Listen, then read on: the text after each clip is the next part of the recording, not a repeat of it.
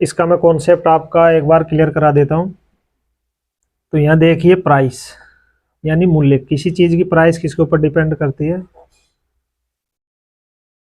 R S रुपए बटे उसकी क्वांटिटी यानी मात्रा। यानी हम कोई चीज कितने रुपए की खरीद रहे हैं और कितनी मात्रा में खरीद रहे हैं, तो इन दोनों से उसका क्या निकल के आएगा, मूल्य निकल के आएगा। ठीक है, जैसे एग्जाम्पल के तौर पे, जैसे मान लो 20 रुपए की हम कोई चीज खरीदते हैं, ठीक है, और कितनी खरीदते हैं, 2 किलो। ठीक, तो ये 10 बार कटेगा, इसका मतलब क्या है, 10 रुपए पर केजी क्या आ जाएगी, उसकी रेट आ जाएगी यानी मूल्य आ जाएगा। तो मूल्य डिपेंड करता है आर एस बटे क्वांटिटी यानी रुपए बटे मात्रा। ठीक है, तो अब इसमें क्या हो रहा है, इसमें ये जो आर एस है, ये जो आर एस यानी रुपए क्या है, कॉन्स्टेंट है। कॉन्स्टेंट का मतलब स्थिर है, यानी पहले भी वो 600 रुपये ही खर्च करता था और अभी भी कितने खर्च कर रहा है, 600 ही कर रहा है।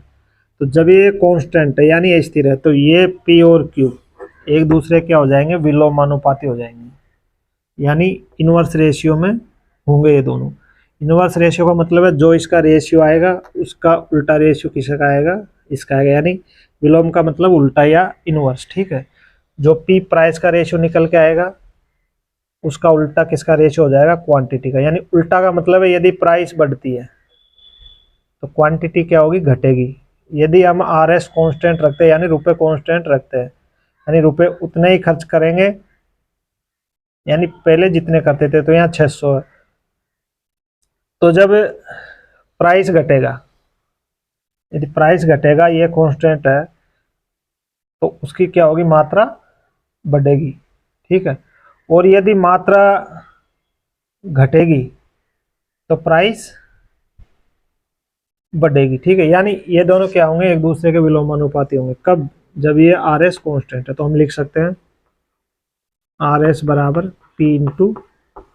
ठीक है, यानी ये जो प्राइस है और ये क्यू है, यदि आर एस स्थिर है यानी कांस्टेंट है, ठीक है, तो ये दोनों क्या होंगे, एक दूसरे के विलोमानुपाती होंगे। अब विलोमानुपाती का मतलब होता है, विलोमानुपाती हम मतलब कब कह सकते हैं, जब एक चीज घटती है तो दूसरी बढ़ेगी, और जब एक बढ़ेगी तो दूसरी घटेगी, यानी विलोमानुपाती का ये मतलब होता है। और जिस अनुपात में कोई चीज घटती बढ़ती है उसी अनुपात में वो चीज भी क्या होगी, बढ़ेगी घटेगी। यानी एक जिस अनुपात में घट रही बढ़ रही है, तो दूसरी चीज यदि विलोमानुपाती होगी तो वो भी उसी अनुपात में क्या होगी, बढ़ेगी और घटेगी। ठीक है, तो ये कॉन्सेप्ट आपका क्लियर।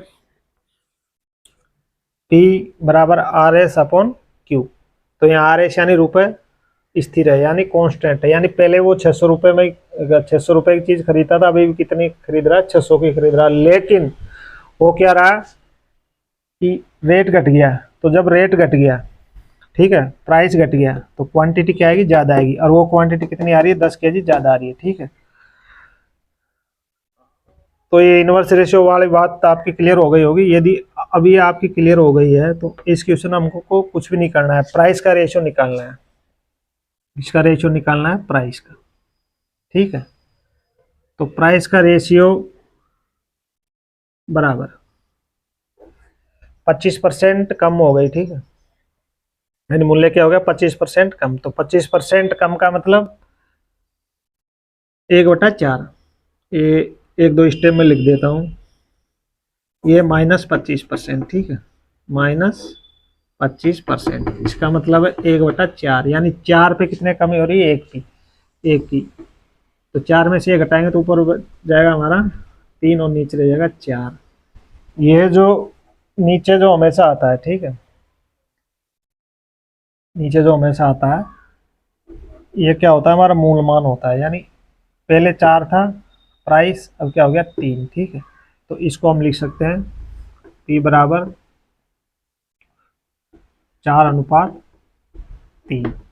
ठीक है, हमें बोला था यदि आर एस स्थिरांक यानी स्थिर है मूल्य, सपोज ये रुपए जो खर्च कर रहा है, तो ये जो प्राइस का जो रेशियो उसका उल्टा किसका होगा, क्वांटिटी का। तो इसका उल्टा मतलब ये 4:3 है तो 3 इधर आएगा और 4 उधर चला जाएगा। ठीक है, तो ये 3 इधर आ गया क्वांटिटी का रेशियो, और ये 4 इधर आ गया, यानी इसका इनवर्स हो गया। ठीक है,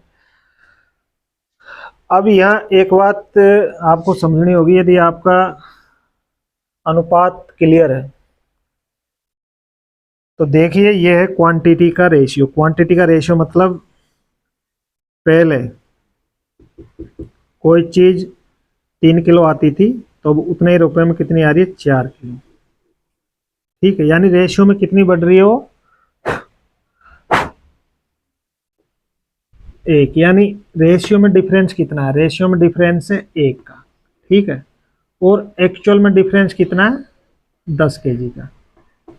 तो रेशियो में तो डिफरेंस हो गया 1 kg का, और एक्चुअल में कितना है हमारे पास, 10 kg का। तो हम इस 1 से, यानी हम लिख सकते हैं 1 बराबर 10। ठीक है, तो रेशियो में यह डिफरेंस आ रहा है 1 का, और एक्चुअल में डिफरेंस कितना है, 10 का। तो हम इन दोनों को किससे गुणा कर लेंगे, 10 से गुणा कर लेंगे। ठीक है, तो हमारी क्या आ जाएगी, मतलब क्वांटिटी निकल के आ जाएगी। तो इसको कर लिया इंटू 10, इसको भी कर लेंगे इंटू 10। ठीक है, तो 10 दिया का 30 और ये 40, यानी इधर आ गया 30 kg और इधर आ गया 40 kg। ठीक है,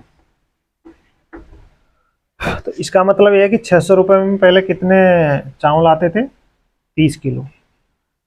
अब कितने आ रहे हैं, 40 किलो। क्यों आ रहे हैं, क्योंकि उसकी रेट घट गई। ठीक है, कितनी, 25%। तो देख रहे हैं हम डिफरेंस, पहले 23 किलो आते थे, अब कितने आ रहे हैं, 40 किलो। तो 10 किलो ज़्यादा आ रहे हैं ना। तो अब हम रेट निकाल लेंगे। रेट क्या होती है, RS, यानी जितने रुपए हम खर्च कर रहे हैं। मैं आपको बताया था रेट बराबर ये रुपए बटे क्वांटिटी। क्वांटिटी कितनी आ रही थी, पहले 30 किलो, और अब वही 600 रुपये खर्च कर रहा है, अब कितने आ रहे हैं, 40 किलो। तो ये हम काटेंगे, यानी आ रहा है हमारा बर कितना आ रहा है, 20। ये तो आ गई पुरानी रेट, यानी पहले की 20 रुपये पर केजी, और ये आ गई नई रेट बराबर 15 रुपये पर केजी। ठीक है, तो अब इससे हम मतलब दोनों रेट निकाल सकते हैं। वो कोई सी भी पूछे, इसमें पूछ रहा है घटा हुआ मूल्य यानी नई रेट, तो घटा हुआ मूल्य क्या है उसका, 15 रुपये पर केजी आ गया, ये 15 रुपये पर केजी। अब यदि वो इस क्वेश्चन में ऐसे पूछ ले कि उसका पुराना मूल्य क्या था, तो क्या था, 20 रुपये पर केजी।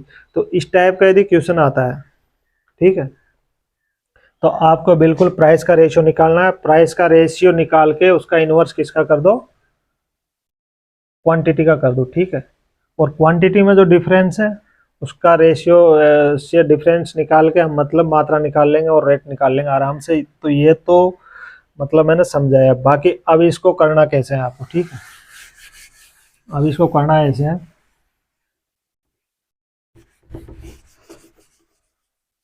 इतना लिखने की जरूरत नहीं है इसमें। ठीक है,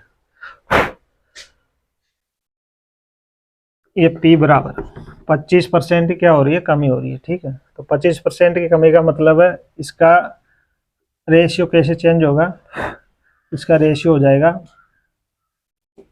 4 और 3। इस रेशियो में मतलब चेंज होगा इसका। जब किसी चीज़ में 25% की कमी होती है, इसका मतलब पहले यदि 4 था तो अब कितना हो जाएगा, 3 ही। यानी जैसे मान लो पहले 100 था, अब कितना हो जाएगा, 75। तो इसका मतलब इसका रेशियो क्या आएगा, 4-3 आएगा। तो ये हमको डायरेक्ट निकालना है। ठीक है, अब इसमें रुपए कांस्टेंट है तो क्वांटिटी क्या हो जाएगा, इनवर्स हो जाएगा 3-4। ठीक है, अब हम देख रहे हैं कि एक्चुअल में डिफरेंस कितना है, 10 का, और रेशियो में डिफरेंस कितना है, 1 का। रेशियो में डिफरेंस कितना है, 1 का, और एक्चुअल में डिफरेंस कितना है, 10 का। ठीक है, तो हम इस एक रेशियो डिफरेंस को एक्चुअल के बराबर करके हम मतलब एक्चुअल मात्रा निकाल सकते हैं। ठीक है, तो 1 बराबर 10 है तो 3 बराबर कितना हो जाएगा, 30, और 4 बराबर हो जाएगा 40। ये हो गई उसकी मतलब ओरिजिनल क्वांटिटी। ठीक है, तो अब वो रेट नया मूल्य पूछे या पहले का पूछे या घटा हुआ पूछे, मतलब कैसे भी पूछे हम आराम निकाल सकते हैं। तो 600 रुपये खर्च करता था पहले, 600 में कोई चीज़ 30 किलो आती है तो उसकी रेट निकल के आ जाएगी 20 रुपये पर केजी।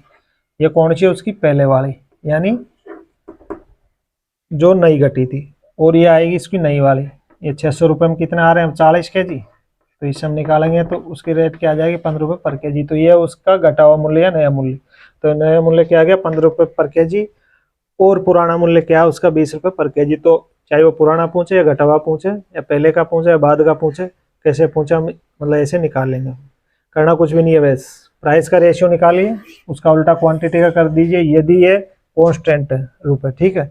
और इस रेशियो में जो डिफरेंस आ रहा है, ठीक है, कितना आ रहा है 1 का, उसको जो एक्चुअल में डिफरेंस है क्वांटिटी में उससे गुणा कर दो, उनकी क्वांटिटी की मात्रा निकाल लो और उसका रेट निकाल लो, किसमें, मतलब क्वांटिटी का रुपए में भाग देके, ठीक है।